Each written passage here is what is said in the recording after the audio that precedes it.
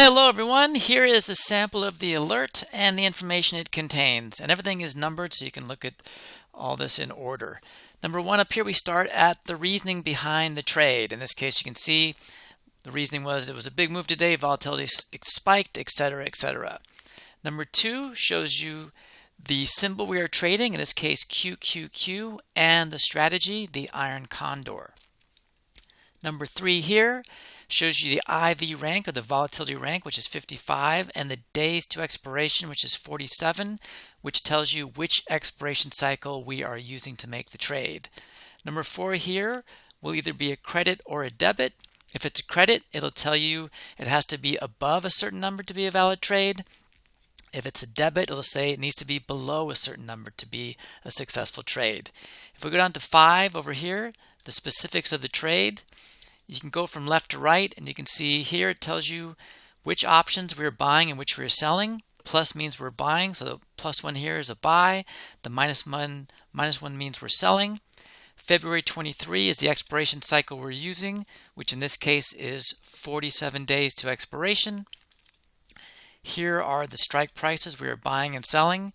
And again, if you look here, you can see we're buying the 452, selling the 454, etc. This tells you whether these numbers are puts or calls as far as strike prices. So the 452, 454 are both puts. The 485 and the 487 are both calls. These over here is BTO, which means buy to open, which signifies we're buying it. So it's a +1. Sell to open means it's a -1. Again, just reinforcing everything that's already on this page. That's the specifics of the trade itself. If we go up here to 6, this tells us the max potential profit on this trade and the max potential loss on this trade. So we know exactly what we're getting into. Before this trade starts, we know the most we can ever make and the most we can ever lose. So that helps us sleep at night as well.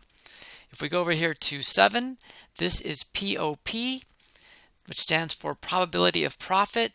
In this case, it means there is a 52% chance that at expiration, this trade is at least $1 profitable. That's what that means. POP 52%, 52% chance this trade is profitable at expiration.